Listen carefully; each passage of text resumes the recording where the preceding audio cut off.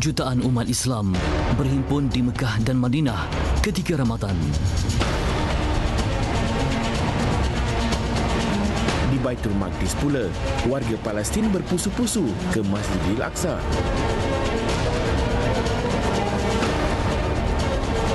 Kami menyaksikan pelbagai ragam dan budaya yang berbeza.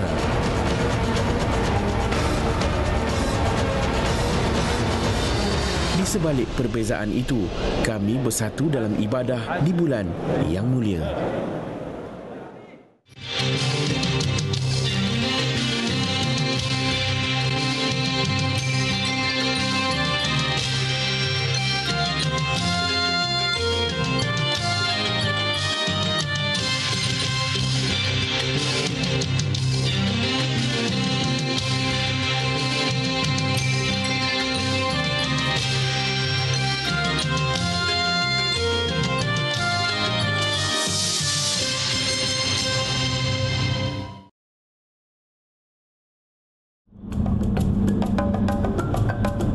Hari ini, saya dibawa keluar dari Bandar Aman.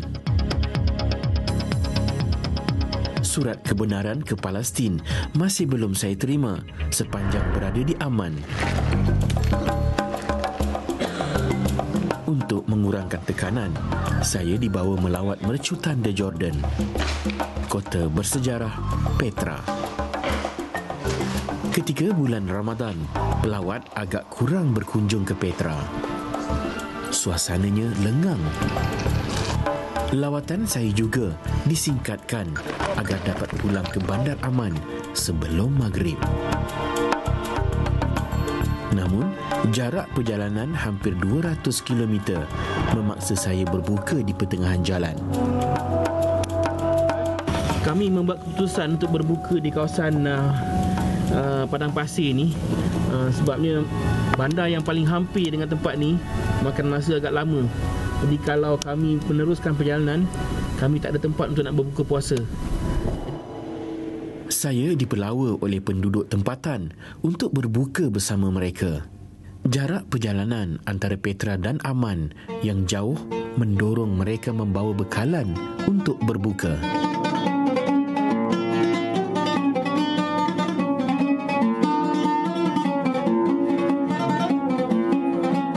Diduga, seorang daripada penduduk tempatan ini pakar bermain oud, alat muzik masyarakat Arab menyerupai gambus. Lirik lagu ini pula memuji-muji kehadiran Ramadan serta keberkatannya. Kami dihibur sebelum menyambung perjalanan.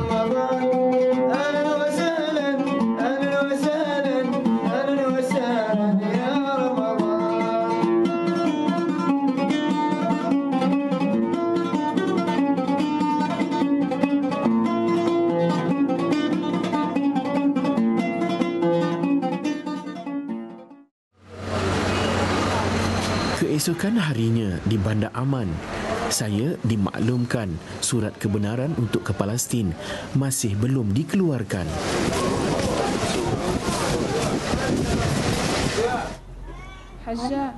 Bagi mengisi kekosongan agenda hari ini, penterjemah saya mengatur rancangan berbuka puasa bersama anak-anak yatim tempatan.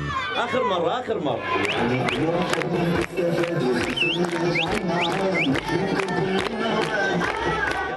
Saya akan dibawa ke dua buah lokasi berlainan untuk melihat dua acara yang berbeza meraihkan anak-anak yatim.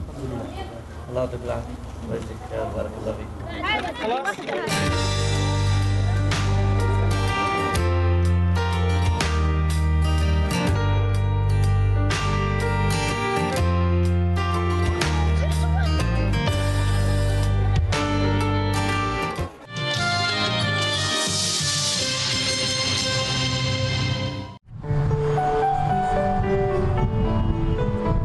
Sebuah taman rekreasi di Bandar Aman menjadi tempat berkumpul anak-anak yatim dari beberapa institusi sekitar ibu kota ini. Saya terus ke taman yang sama selepas menunaikan solat asar. Saya akan bertemu dengan Ketua Pertubuhan Sukarelawan Wanita Islam Jordan selaku penganjur aktiviti ini. Sanar Hamad, 49 tahun, seorang jurutera pemakanan. Sanar dan pensyarah dari Universiti Sains Jordan menganjurkan majlis berbuka puasa dengan anak-anak yatim setiap bulan Ramadan. Dia mempunyai prinsip sendiri dalam menganjurkan majlis seperti ini. They didn't have no mother, no father, When you living with these people a long time, you feel what they have missing from this feeling, my intelligent told me how to help these people to feel equal with the normal people in the society. Dalam sebuah hadis yang diriwayatkan oleh At-Tabrani, Rasulullah sallallahu alaihi wasallam pernah bersabda yang bermaksud, barang siapa yang membawa bersama seorang anak yatim di antara dua orang tua yang muslim dalam makan dan minumnya sehingga mencukupinya, maka ia pasti masuk syurga.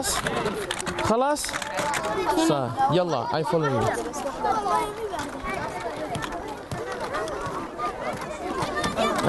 Hari ini seramai 7 orang volunteer terlibat. Mereka ni datang daripada pelbagai persatuan. Saya rasa teruja sebenarnya sebab melihat anak-anak yatim ni, dia memang tak ada kasih sayang daripada ibu bapa. Jadi sekurang-kurangnya apa yang saya lakukan meringankan beban mereka hari ini. Hari ini hampir 200 orang anak yatim dikumpulkan di sini. Tumo, alhamdulillah. Jadi apa yang anda lihat sekarang ni adalah keadaan sebenar yang berlaku di Bandar Aman. Setiap bulan Ramadan pasti akan ada aktiviti memberi kanak-kanak yatim piatu supaya mereka dapat merasai semangat Ramadan yang dalam keadaan yang sebenarnya. Ramadan ialah bulan melipat gandakan ibadah. Saya yakin di negara-negara Islam yang lain, penganjuran majlis meraihkan anak-anak yatim seperti ini turut diadakan. Sebuah hadis yang diriwayatkan oleh Imam Tirmizi, Rasulullah sallallahu alaihi wasallam bersabda, sesiapa yang menjamu makanan berbuka kepada orang yang berpuasa, maka dia akan memperolehi pahala seperti pahala orang yang berpuasa itu, tanpa dikurangi sedikit pun pahala puasa orang tersebut.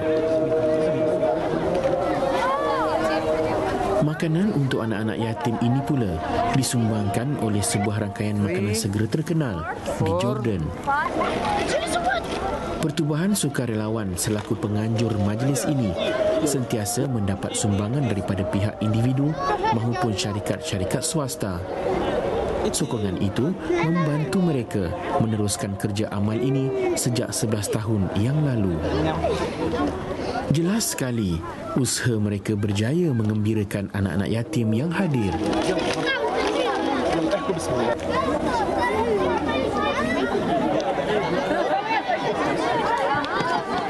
Selepas maghrib, ketika bahang panas semakin berkurangan, majlis ini bertukar menjadi lebih meriah. Anak-anak yatim yang hadir dilibatkan dengan pertandingan serta kuis untuk menghiburkan mereka. Mereka kelihatan bertenaga walaupun seharian menahan lapar dan dahaga.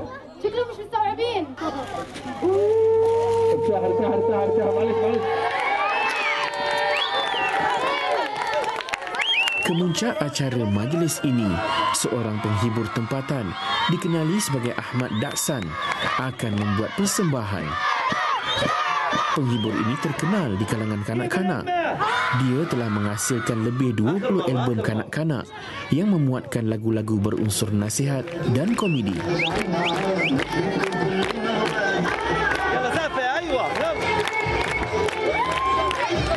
Ternyata kehadiran penyanyi ini menghiburkan anak-anak yatim yang diraikan. Daripada riak wajah mereka terpancar kegembiraan. Sementara gerak laku anak-anak ini pula seperti meluahkan kesunyian dan kerinduan yang terpendam.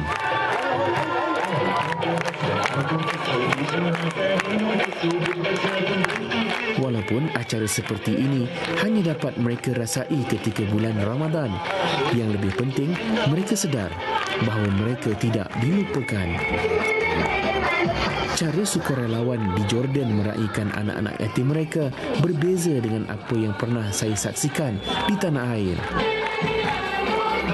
Namun, di sebalik perbezaan itu, niat asalnya tetap sama, memberi kegembiraan kepada anak-anak yatim agar mereka tidak terasa disisihkan.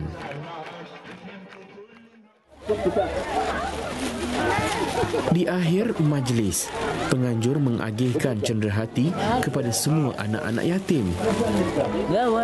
Barangan persekolahan seperti alat tulis dan buku-buku disumbangkan oleh pelbagai pihak.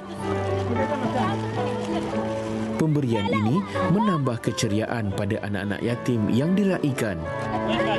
Mereka tersenyum dan bergembira sebelum bersurai. Terdetik di hati saya, apakah senyuman mereka akan berpanjangan. Esok dan lusa, mereka kembali meneruskan kehidupan harian sebagai anak yatim. 5 kilometer dari taman rekreasi tempat meraihkan anak-anak yatim, Jawatan Kuasa Masjid Sabriah Al-Khatib turut menganjurkan majlis yang sama. Sekumpulan anak-anak yatim lain diraihkan di masjid ini. Mereka adalah sebahagian lagi anak-anak yatim sekitar Bandar Aman yang tidak dilupakan. Namun, caranya berbeza. Mereka tetap diberikan makanan dan minuman, tetapi tiada hiburan mahupun artis jemputan. Penganjurnya Nazir serta imam masjid ini, Mahmud Awad Al-Fawri. Saya sempat mengikuti sinar ibadah sedekah di masjid ini.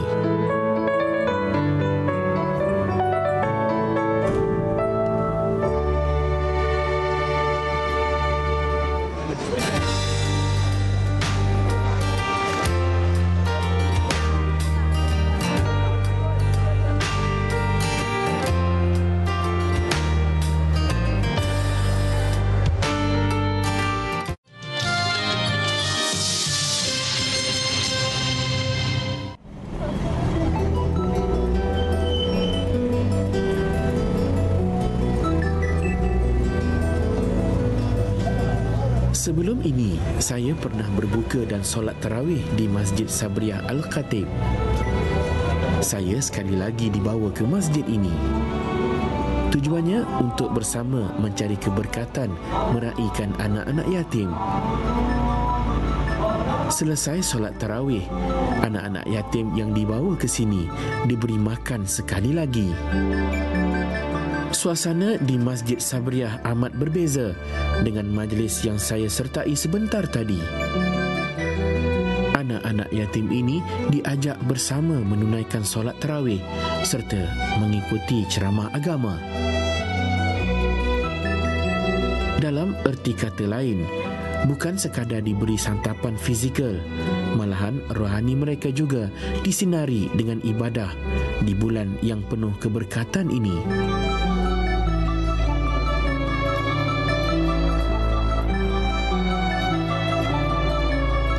Walaupun mereka tidak dihibur dengan persembahan, pihak masjid tetap mengembirakan anak-anak yatim ini dengan pemberian cenderahati serta wang saku buat mereka. Sumbangan adalah sedekah daripada jemaah Masjid Sabriah sendiri. Sebaik-baik harta adalah harta yang disedekahkan kepada fakir miskin, anak-anak yatim dan juga kepada mereka yang berjuang ke jalan Allah. Dan di bulan Ramadan ini Allah menjanjikan bahawa setiap sumbangan yang diberikan akan dilipat gandakan setiap amalan tersebut. Saya amat berterima kasih kepada imam masjid ini kerana sudi memberi peluang pada saya mencari keberkatan Ramadan bersama anak-anak yatim yang diraikan.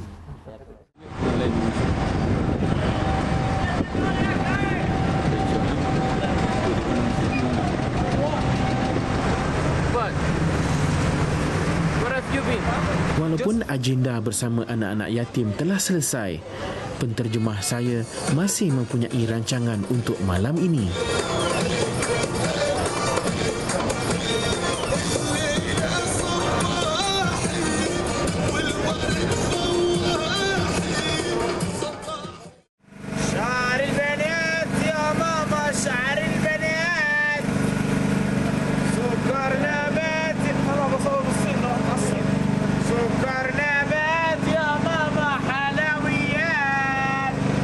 Semangat peniaga sekitar Bandar Aman di pertengahan Ramadan antara perkara yang tidak patut dilepaskan jika berkunjung ke Jordan. Begitulah kata-kata penterjemah saya. Kemeriahan waktu malam di bandar ini seperti ia adalah permulaan hari untuk penduduknya. Cuaca panas di siang hari memaksa penghuni Aman berkurung di dalam rumah. Sebaik malam melabuhkan tirainya, mereka mula keluar beramai-ramai, sama ada ke masjid ataupun ke pusat membeli belah. Secara umumnya, pusat bandar ini menjadi lebih sesak apabila solat tarawih di masjid-masjid selesai dilaksanakan. Hampir 3 juta orang penduduk menghuni di pusat bandar Jordan ini.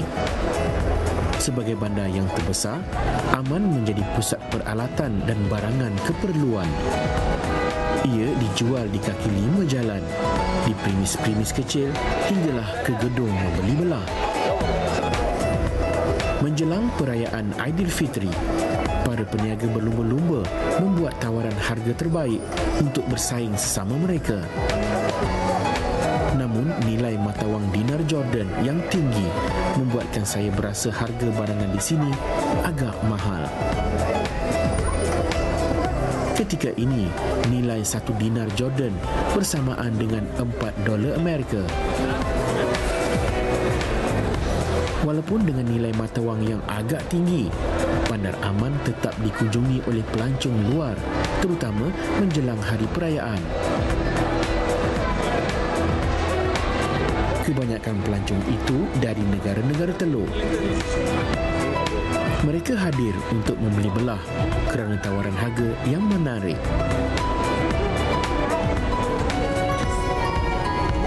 Bagi saya, keberkatan bulan Ramadan tidak hanya dirasai secara rohani,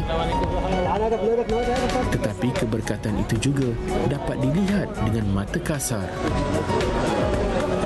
Perniagaan semakin bercambah. Lebih ramai peniaga-peniaga baru lahir ketika bulan Ramadan. Harga barangan pula lebih berdaya saing dengan tawaran-tawaran menarik untuk pembeli membuat pilihan. Di sebalik bulan yang mulia ini, tersirat banyak hikmah untuk kita raikan.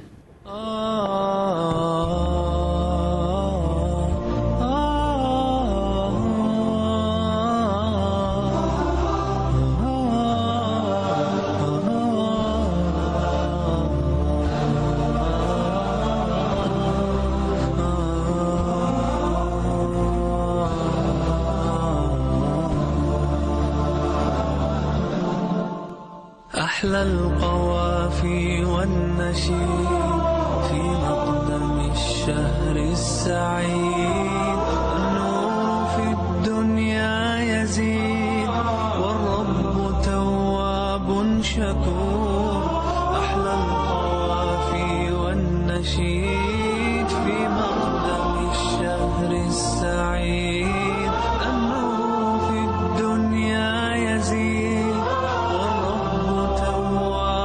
شكور